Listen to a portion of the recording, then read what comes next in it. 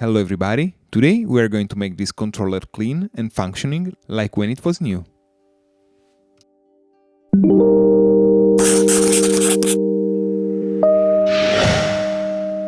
This is a PS5 controller and, as you can see, it has seen better times. Let's just say that the hands handling it may have been a little bit cleaner. But the problem isn't that anyway, and the issue is that the directional arrows are not responding to the pressing of the buttons, making the gamepad useless. So, as usual, we start by disassembling the device.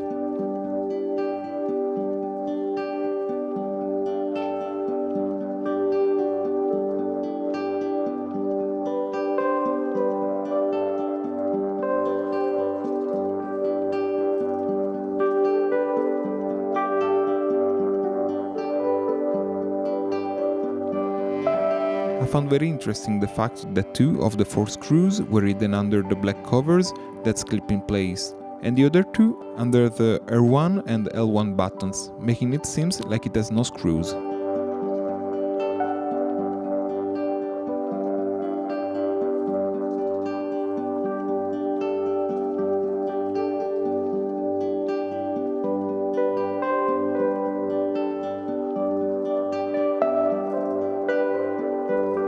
After removing them, we can pry it apart and we can see that it is also dirty on the seams of the inside plastics, and not only on the textured back.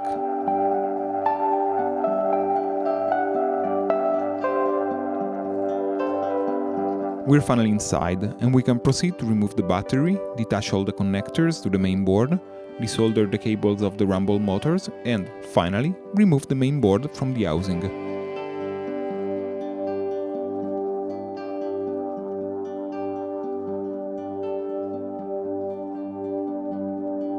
But we're not done yet, because I wanted to check for the contact pads of the buttons. So, after a few more screws, we can finally check where I'm thinking I'll find the problem.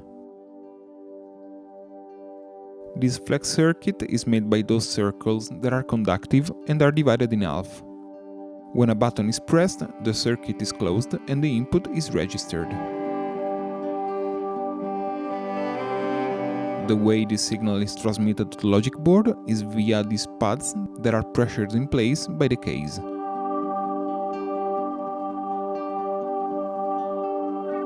Since my thought is that the problem is somewhere in this membrane, I've started my diagnosis by cleaning it with some contact cleaner, a brush and a cotton bud.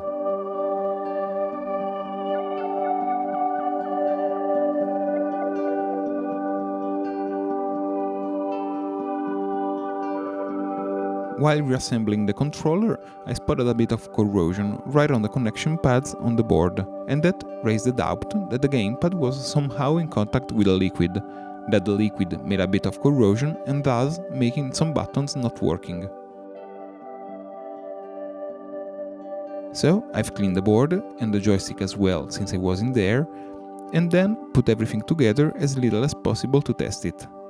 Unfortunately, the cleaning wasn't enough, and the arrows are still not working, and after a good look, I've found a break in the plastic membrane.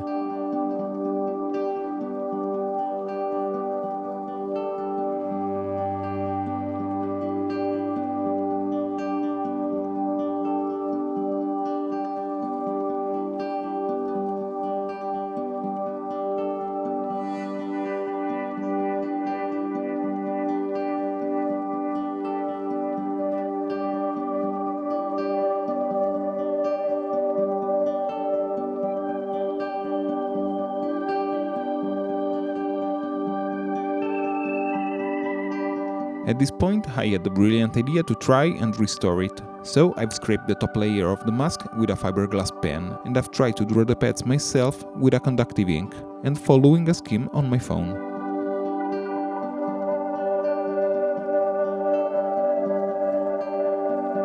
We can see the result, and, needless to say, that was a failure.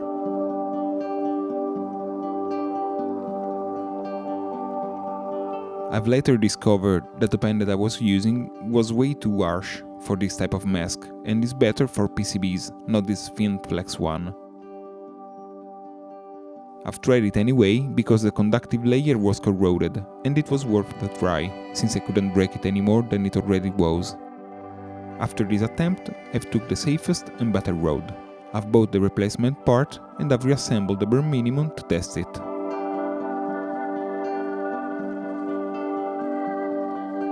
Finally, every button is working, and after a good clean of the shell, we can finally put everything back together and have the final test.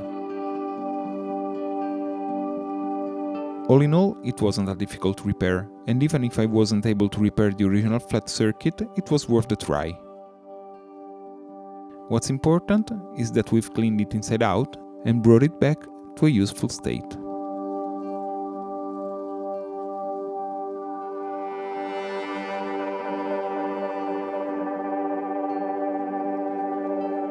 I want to thank you very much for watching this video, and I would really appreciate for you to leave a like and subscribe. It would really make my day.